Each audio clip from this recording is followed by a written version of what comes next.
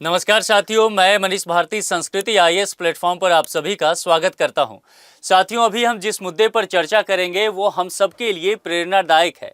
महिला सशक्तिकरण की भी एक मिसाल है और समाज में वे लोग जो कि दिव्यांग हैं उनके लिए भी प्रेरणा का स्रोत है और निश्चित तौर पर हमारे न्यायपालिका में समावेशिता को बढ़ावा देने वाला भी एक कदम है। क्या हुआ है, हमारे देश भारत को पहली महिला दृष्टिबाधित जज मिल गई हैं।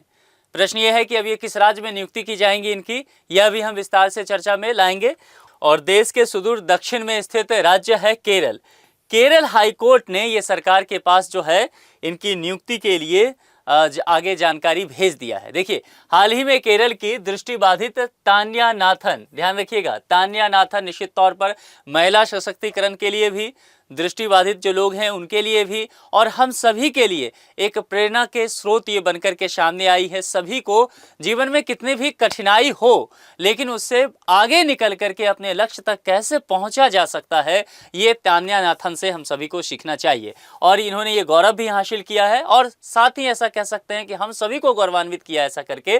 पहली जो है दृष्टिबाधित जज इस देश की ये हुई हैं।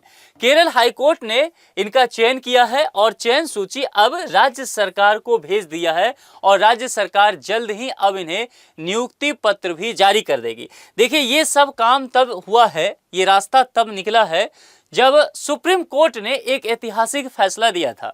दरअसल 2025 में सुप्रीम कोर्ट ने दिव्यांग लोगों को न्यायिक सेवा में प्रवेश की अनुमति दे दी। ये लड़ाई इतना आसान नहीं था, लंबे दौर तक ये मामला न्यायालय में चलता रहा, लेकिन अंततः जो है दिव्यांग लोगों की बातों को स्वीकार किया गया और न्यायिक सेवा में प्रवेश दी गई। इस निर्णय ने 24 वर्षीय तान्या को अपने सपनों को साकार करने का अवसर भी दिया। ये रहने वाली हैं कन्नूर जिले की। कन्नूर की मगंड निवासी तान्या ने लॉ में ही स्नातक की पढ़ाई की। डिग्री हासिल करने के बाद न्यायिक सेवा की तैयारी करना इन्होंने शुरू कर दिया और उसके बाद जो है इन्होंने अपने लक्ष्य को भी साध लिया। इनके शिक्षा और प्रारंभिक संघर्ष पर जरा एक नजर डालते हैं। जन्म से ही दृष्टिबाधित तान्या रही हैं और इनकी जो शिक्षा है धर्म डोम के दिव्यांग छात्रों के स्कूल में इन्होंने शुरू किया। 10वीं और 12वीं कक्षा की पढ़ाई पारासीनी कडावू और मोराझा स्कूल में पूरा हुआ है। कन्नूर विश्वविद्यालय से इन्होंने एलएलबी पाठ्यक्रम में प्रवेश हासिल किया और उसमें भी शीर्ष स्थान इन्होंने प्राप्त किया और उसके बाद ये उस इंस्टीट्यूट में पढ़ने वाली एलएलबी पाठ्यक्रम में दृष्टिबाधित एकमात्र छात्रा हुआ करती थी। अब सोचिए वहां भी इनका कितना संघर्ष रहा होगा, लेकिन इसके बावजूद भी ये लक्ष्य से बिल्कुल भी ये इनका पांव जो है डगमगाया नहीं, लक्ष्य पर पूरी तरह से ध्यान रहा। पेशेवर जीवन और तैयारी कैसा रहा? तान्या ने वकील के रूप में पंजीकरण कराने के बाद थाली परंबा कन्नूर में वकालत शुरू कर दिया। जब एलएलबी की पढ़ाई पूरी कर ली, वहां भी रुकने वाली नहीं, इन्होंने रजिस्ट्रेशन कराया एक वकील के रूप में, लॉ की प्रैक्टिस करना शुरू कर दिया। लॉ के प्रैक्टिस के दौरान ही इनको यह एहसास हुआ कि जज बनने की तैयारी भी करनी चाहिए। अब जज बनने की तैयारी निश्चित तौर पर इनके लिए बेहद कठिन ये रास्ता था, तो फिर इन्होंने स्वयं ही ब्रेल लिपि से नोट्स बनाने तैयार कर दिए। इंटरव्यू के लिए तिरुवनंतपुरम में इन्होंने गाइडेंस भी लिया और तमाम तैयारी के बाद जो है यह किला फतह करने में कामयाब रह गई। अब यहाँ पर दृष्टिबाधितों के लिए नियम क्या है, जरा इसको समझते हैं। मैंने पहले भी कहा कि इस वर्ग के लिए ये लड़ाई बहुत लंबी रही है। सुप्रीम कोर्ट ने दिव्यांग उम्मीदवारों को न्यायिक सेवा परीक्षा में प्रत्यक्ष प्रवेश की अनुमति दी 2025 में। दृष्टिबाधित उम्मीदवारों को लिखित परीक्षा, साक्षात्कार और प्रशिक्षण में भाग लेने का भी अधिकार ही इसके साथ दिया गया। कुछ विशेष सुविधाएं भी इनके अंतर्गत दी गई। दृष्टिबाधित उम्मीदवारों को परीक्षा और न्यायिक कार्यों के दौरान कुछ सुविधा भी मिलता है, जैसे कि ब्रेल लिपि का उपयोग और लिखाई के लिए विशेष उपकरण मिलेंगे। स्क्रीन रीडर और डिटेक्शन सॉफ्टवेयर जैसे डिजिटल सहायता दिया जाएगा। लिखित परीक्षा में इनको अतिरिक्त समय दिया जाएगा। इसके अलावा आवश्यकता पड़ने पर सहायक व्यक्ति यानी कि जो लिखने के लिए होगा, स्क्राइबर होंगे, वह भी दिए जाएंगे ताकि इनको किसी तरह की समस्या ना हो सके अपने परीक्षा देने में, अपनी बातों को अभिव्यक्त करने में। शैक्षणिक और योग्यता संबंधी प्रावधान क्या क्या किए गए? दृष्टिबाधित उम्मीदवारों को भी सामान्य योग्यता पूरी करनी होती है, यानी कि स्नातक की डिग्री, विशेषकर कानून में LLB अगर न्यायिक सेवा में आना चाहते हैं।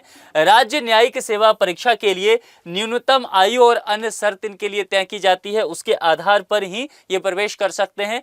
निश्चित तौर पर इससे नौकरी में समावेशिता को लेकर के बातें की गई है। न्यायपालिका में कार्य करते समय दृष्टिबाधित जज को तकनीकी सहायता के लिए जो कुछ उपकरण डिवाइसेज हो सकते हैं वह उपलब्ध कराए जाएंगे। दस्तावेज पढ़ने, सुनवाई में मदद के लिए सॉफ्टवेयर और डिजिटल टूल्स भी दिए जाएंगे ताकि इनकी मदद हो सके और अपने कार्य को ये आसानी से कर सके।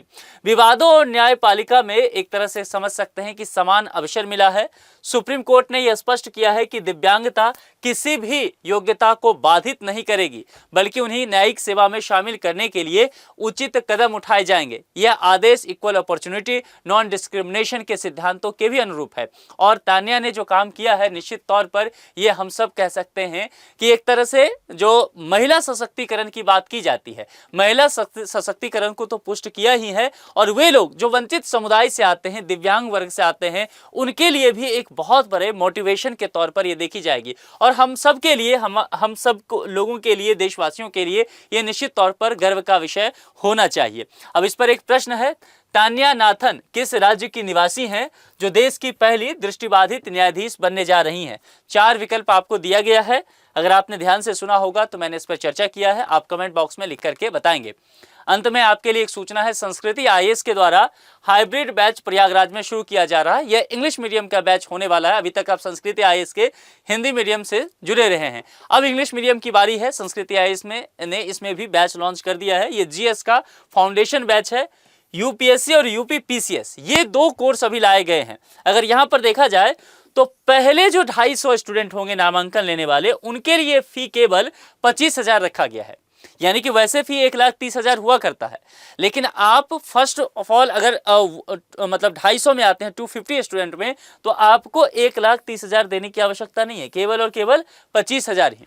इसके अलावा यहाँ पर एक और फी देख रहे होंगे, यह उन स्टूडेंट के लिए है जो पहले किसी और इंस्टीट्यूट में एडमिशन ले चुके हैं, पढ़ रहे हैं, वहां से संतुष्ट नहीं है, चाहते हैं कि संस्कृति IAS ज्वाइन करें, तो निश्चित तौर पर वो आ सकते हैं, उनका वेलकम है। उनके लिए फी केवल और केवल 9,999 रखा गया है। ये ऑनलाइन माध्यम से होगा, ठीक है। बैच स्टार्ट की घोषणा यहां पर कर दी गई है 12 फरवरी सुबह के 8:30 बजे, और यहां पर कॉन्टैक्ट नंबर और संस्कृति IAS का वेबसाइट दे दिया गया है, जिस पर विजिट करके आप अधिक जानकारी ले सकते हैं और फिर अपने मनचाहे कोर्स में एडमिशन ले सकते हैं और अपनी तैयारी को आगे बढ़ा सकते हैं। साथियों, आप लोग तान्या के इस उपलब्धि को किस रूप में देखते हैं, ये कमेंट करके मुझे जरूर आप बताएं। आज के लिए इतना ही। जुड़ने के लिए आप सभी का बहुत बहुत शुक्रिया। Thank you so much.